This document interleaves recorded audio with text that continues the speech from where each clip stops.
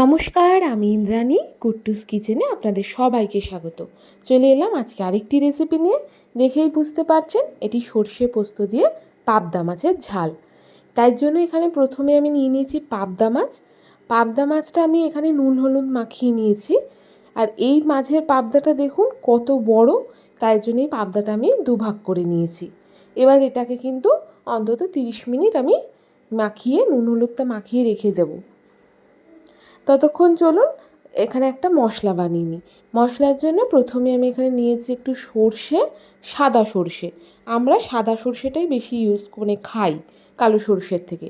আর নিয়েছি অনেকটা পোস্ত, আর এখানে নিয়ে নিলাম ঝাল অনুযায়ী একটু কাঁচা পাকা লঙ্কা।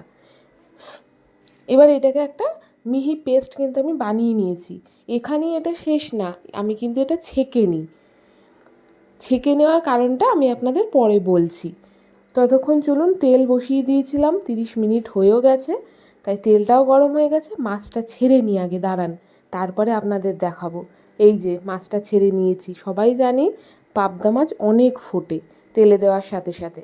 আর এই যে এখানে একদম দেখুন ছেঁকে শুধু এর যে রসটা বা জলটা হয় সেটা কিন্তু আমি ব্যবহার করি। এবার এর মধ্যে কিছু মশলা আমি কিছু উপকরণ আমি দেবো এখানে। প্রথমে এখানে দিয়েছি বেশ অনেকখানি সরষের তেল।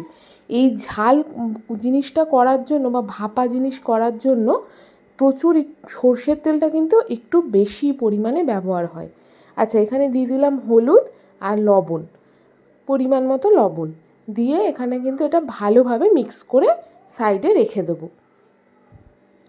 এরই মধ্যে আমি মাছগুলোও কিন্তু সব এক এক করে ভেজে নিয়েছি। আর ওই যেহেতু আমি ওটা ছেঁকে নিলাম, এর কারণে না অনেকেরই গ্যাস অম্বল হয় সর্ষে পোস্ত বাটা খেলে। আমারই নিজের হয়, গলা বুক জ্বালা করে, কিন্তু ছেঁকে নিলে এই সমস্যাটা কিন্তু একদম হয় না। কথা বলতে বলতে গরম তেলে আমি ফোড়ন দিয়েছিলাম কালো জিরে, আর একটা টমেটো আমি একটুখানি গ্রেট করে নিয়েছি, সেটাই এখন দিয়ে এটা একটু ভাজা ভাজা হতে দেবো।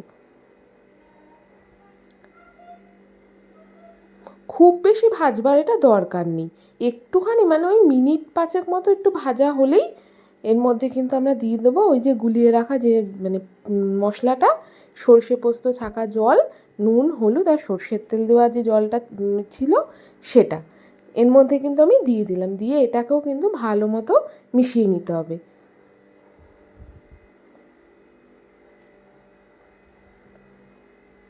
দেখুন এটা একদম এই ঝোলটা বেশ সুন্দরভাবে ফুটে উঠেছে।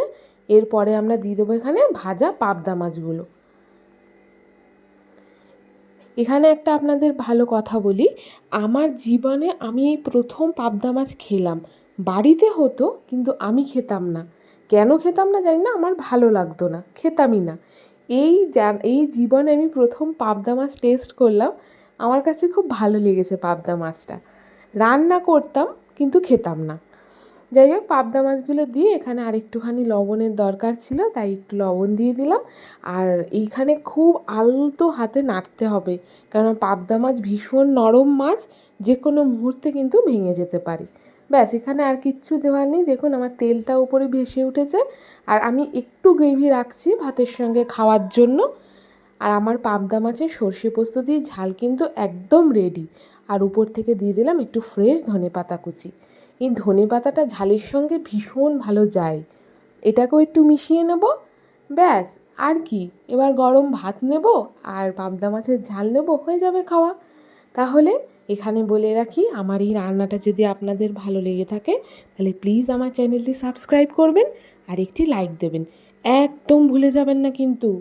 আর আমি এইভাবে সার্ভ করেছিলাম। তাহলে আজ আসি, আজ এটুকুই, আসবো আরেকদিন অন্য আরেকটি রান্না নিয়ে। টাটা।